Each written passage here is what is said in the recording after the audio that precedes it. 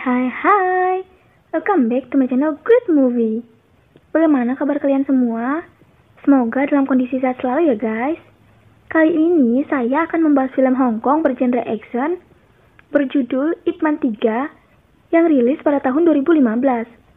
Film Ip Man 3 menceritakan tentang perjuangan Grandmaster Ip Man dalam menentang pembisnis properti korup asal Amerika yang ingin mengambil alih sekolah putranya dengan cara intimidasi dan teror menggunakan sekelompok triad brutal.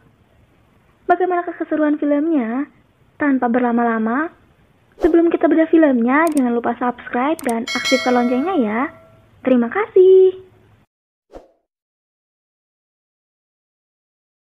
Film diawali di sebuah kota yang berlatar belakang di Hong Kong tahun 1959. Ip Man beserta istri dan anak bungsunya tinggal di Hong Kong, sedangkan anak sulungnya tinggal di Foshan, Tiongkok untuk bersekolah. Itulah sebabnya di film ini hanya memperlihatkan satu anak Ip Man saja.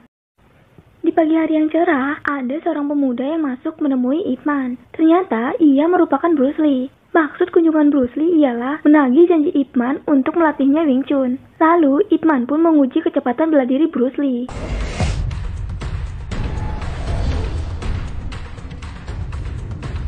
Dengan santuinya, Ip Man cuma bilang lumayan. Kemudian, Ip Man pergi untuk membuka pintu dan berdiam diri di depannya.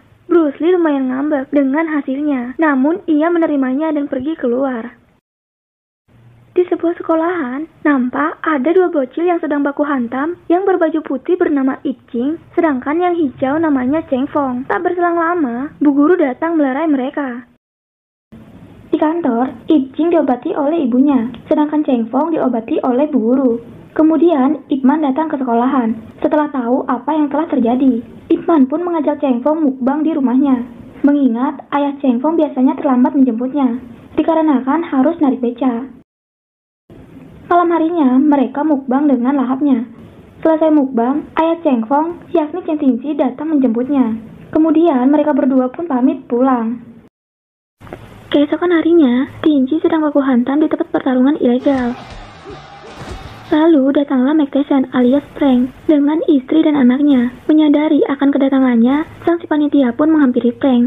Mereka pun kemudian membicarakan bisnis di kantornya. Frank pun mendesak Sang agar segera mendapatkan sekolah Ip Ching dan Cheng Fong berada.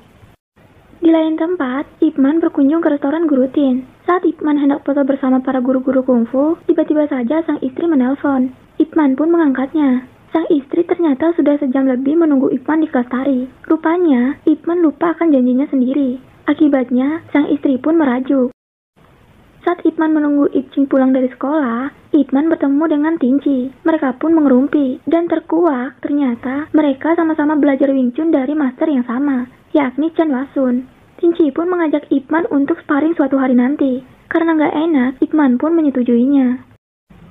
Saat Ip Man dan anaknya hendak pulang, Sang dan anak buahnya menuju ke sekolahan. Ip Man curiga pada gerak-gerik mereka. Setibanya di kantor sekolahan, anak buah Sang melakukan intimidasi, hingga membuat para guru ketakutan. Sang ingin membeli sekolahan tersebut untuk keperluan real estate, tapi kepala sekolah menolaknya. Akibatnya, Sang pun memaksa dan menyiksa si Kepsek. Dan tiba-tiba saja, Ip Man datang dan menghantam mereka. Lalu, Ip Man pun menelpon polisi.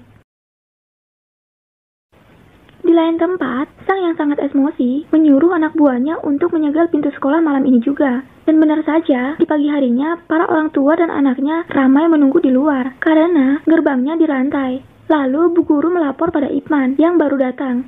Dan akhirnya, murid-muridnya pun membuka gerbangnya. Dari kejauhan, anak buah Sang melihatnya dan langsung pergi. Karena takut mereka kembali, maka Ip Man dan muridnya pun memutuskan untuk meronda di sekolahan hingga malam hari. Dan tiba-tiba saja, anak buah Sang datang menyerbu. Ip Man membantai segerombolan NPC tersebut dengan teramat santuy.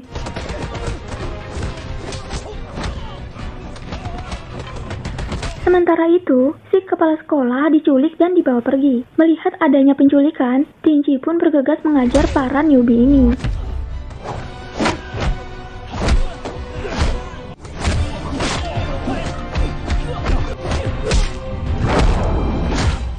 Selesai mengusir gerombolan NPC, Ip Man melihat Tingci yang hendak pergi. Ip Man pun menghampirinya dan berterima kasih padanya. Tingci memuji Wing Chun Ip Man dan berlalu pergi. Keesokan harinya, saat sedang beraktivitas, istri Ipman merasakan sakit di perutnya. Lalu, ia pun memutuskan untuk membeli obat herbal. Di lain tempat, Ipman yang sedang menjaga sekolahan kedatangan Guru Tin. Guru Tin menyesalkan tindakan semena-mena mantan muridnya yakni Sang. Lalu, Guru Tin bergegas ke tempatnya Sang untuk memarahinya. Ipman pun mengikutinya. Saat bertemu, Guru Tin mengamuk dan menabok Sang. Tak terima, Sang pun mencoba menusuk Guru Tin. Beruntungnya, Ipman melumpuhkannya. Tetapi, para anak buah Sang keluar dan mengepung mereka. Di saat genting-gentingnya, Bob datang dan mengancam Sang. Setelah kejadian itu, Ipman, Guru Tin, dan Bob berunding soal kasus sekolahan ini. Ipman pun mendesak Bob untuk mengambil langkah tegas, mengingat dirinya polisi. Namun, Bob tak sanggup karena atasannya. Dia disuap oleh bosnya Sang, yakni Frank. Pagi harinya, istri Ipman memutuskan untuk periksa ke dokter terkait sakit di perutnya itu. Dokter mendiagnosis istri Ipman terserang kanker. Istri Ipman terkejut dan pulang dengan sangat terpukul. Di lain tempat, Tinci yang memenangkan pertarungan diminta Sang untuk menghajar ahli kungfu. Kebetulan, Tinci memang lagi membutuhkan cuan. Ia pun menyanggupinya. Dan datanglah Tinci ke lokasi. Ternyata, ia diminta untuk mengajar Guru Tin. Guru Tin sempat melakukan perlawanan. Namun, Tinci terlalu hebat. Alhasil, tangan Guru Tin pun patah. Saat Ipman hendak pergi menjaga sekolah lagi, sang istri bertanya padanya, kapan bisa mukbang bareng lagi? Guru Ip bilang, takkan lama lagi. Saat istri Ipman berniat menceritakan diagnosis kankernya, tiba-tiba saja ada telepon masuk. Ipman pun mengangkatnya. Dan ternyata itu dari rumah sakit yang merawat Guru Tin. Maka bergegaslah Ipman menuju rumah sakit tersebut. Sementara itu, Sang pergi ke sekolahan dan menculik anak-anak tanpa halangan. Ia ingin pihak sekolah untuk membawa paket sek ke tempatnya, jika ingin anak-anak ini dilepaskan. Setelah menjenguk Guru Tin, Ipman kembali ke sekolah. Bu Guru mengatakan bahwa Sang menculik anak-anak termasuk Ipcing anaknya. Kemudian, Ipman bergegas ke tempat Sang sambil membawa bambu. Di sana, Ipcing menangis. Lalu Ipman menyuruhnya untuk jangan takut. Mengetahui kalau Ipcing anaknya Ipman, Sang pun menyandranya dan meminta Ipman untuk berlutut dan bersujud padanya. Tak memiliki banyak pilihan, Ipman pun menurutinya. Di waktu yang sama, Tinci datang untuk menjemput anaknya. Sang melepaskannya, dan mereka pun pulang. Kemudian, Sang menyuruh anak buahnya untuk membantai Ipman. Ipman pun melawannya. Sementara itu, Tinci balik lagi. Ia menghajar Sang karena ingin membebaskan anak-anak ini. Namun, Sang kabur sambil membawa Ipcing. Ipman pun mengejarnya. Ipcing lolos setelah menggigit tangannya Sang. Ia pun kabur, naik ke atas dan disusul Ipman. Tak berselang lama, polisi datang. Sang sempat melarikan diri. Polisi mengamankan lokasi. Lalu, para reporter memotret kejadian itu. Setibanya di rumah, istri Ipman yang khawatir memeluk anaknya sambil menangis. Lalu, sang istri menampar Ipman. Sambil memeluk, Ipman pun meminta maaf padanya. Di saat inilah, sang istri mengungkapkan bahwa dirinya terkena kanker. Ipman dan istri pun berkonsultasi dengan dokter. Dokter mengatakan hanya bisa memberikan obat, karena sel kankernya sudah menyebar sangat luas, dan mungkin waktu hidup hanya tinggal 6 bulan lagi. Mereka berdua pun menjalani aktivitas dengan rasa cemas yang teramat dalam.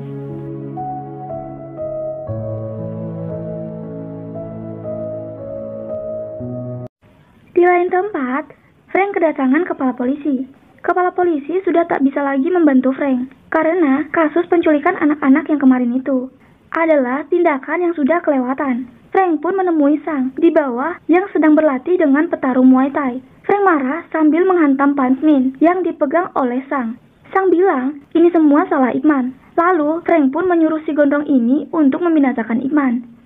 Ipman mengantarkan istri berobat tradisional. Sepulang dari sana, saat masuk lift, tiba-tiba saja si gondrong masuk juga. Nggak pakai lama, si gondrong langsung menyerang Ipman. Ipman mencoba mengendalikan serangannya. Lalu, Ipman pun meladeninya di luar lift. Saat istri mencemaskan Ipman, mereka berdua bertarung sambil menuruni tangga.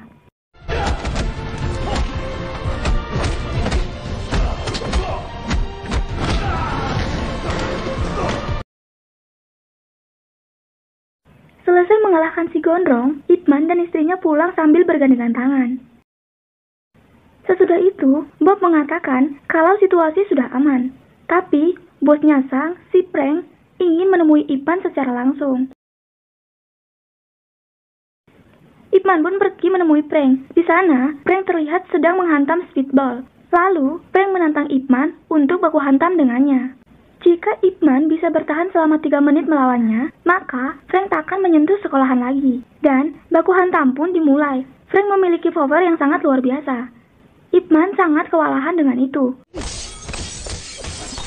Setelah Ip Man terpental, Ip Man pun menyerang secara agresif.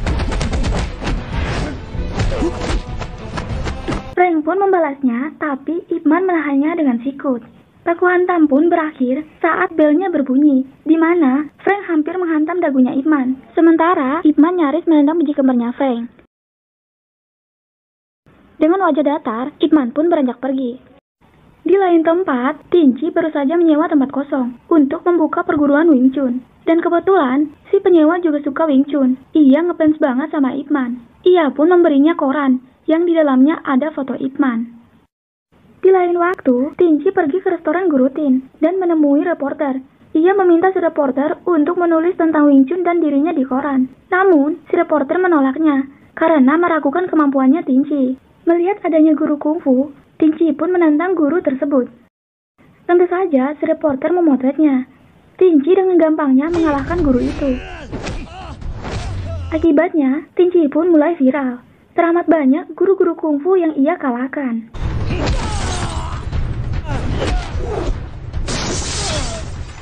Hingga pada akhirnya, di depan para reporter, Tinci resmi menentang Ip Man. Ia menganggap bahwa Wing Chun Ip Man tuh KW, dan tak pantas jadi duta Wing Chun. Saat sedang menemani istri berobat, Ip Man membaca berita tantangan tersebut. Tiba-tiba, Ip Man langsung beralih ke halaman baru. Sang istri juga meliriknya, seolah tak peduli dengan tantangan itu. Ip Man lebih memilih untuk selalu menemani sang istri.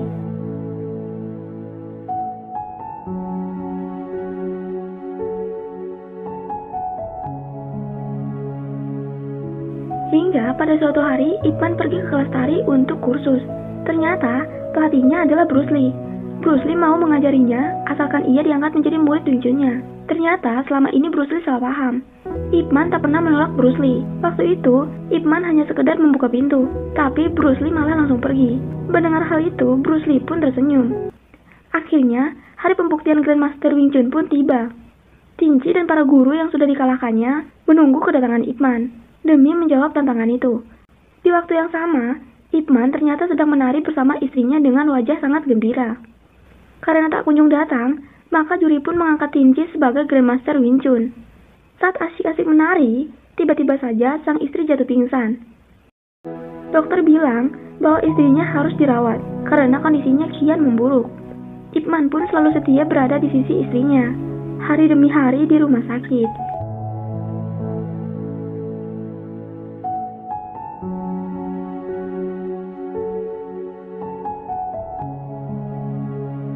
Malam harinya, sang istri menulis surat dan menyuruh Ip Chun memberikannya pada ayahnya Cheng Fong, yakni Cheng Tinci.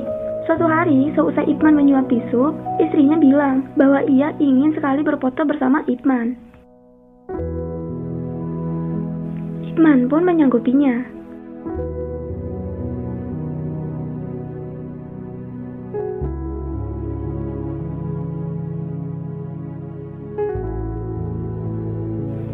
Sore harinya, sang istri meminta Ip Man menerima tantangan Tinci karena ia sudah membuat tanggal baru untuk melawan Tinci. Istri Ip Man pun meminta Ip Man untuk berlatih karena dirinya rindu mendengarkan suara saat ia berlatih dengan boneka kayu tersebut.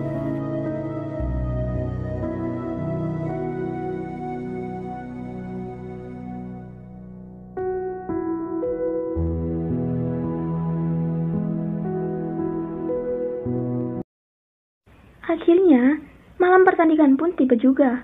Sang istri menemani dan menunggu Ip Man di lobi. Dan kemudian baku hantam super epic pun dimulai. Pertarungan dibuka dengan menggunakan tongkat. Keduanya sama-sama jago menggunakannya.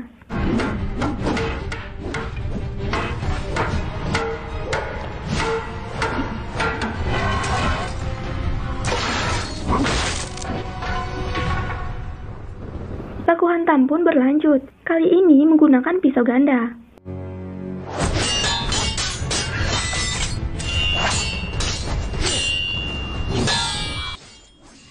Mereka pun sama-sama handal, dan yang terakhir mereka bertarung dengan tangan kosong. Baku hantam pun berlangsung sangat sengit.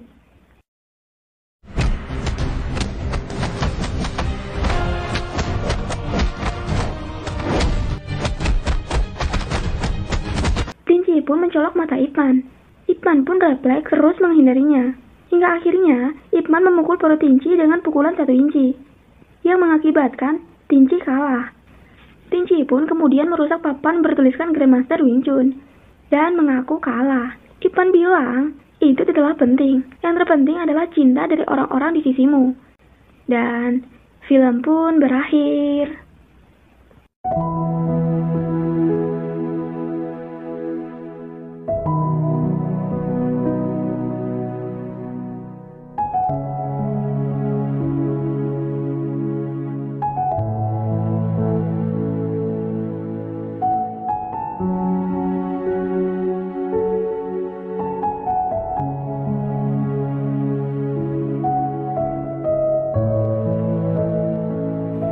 Terima kasih telah menonton video ini ya guys. Dan sampai jumpa di video berikutnya.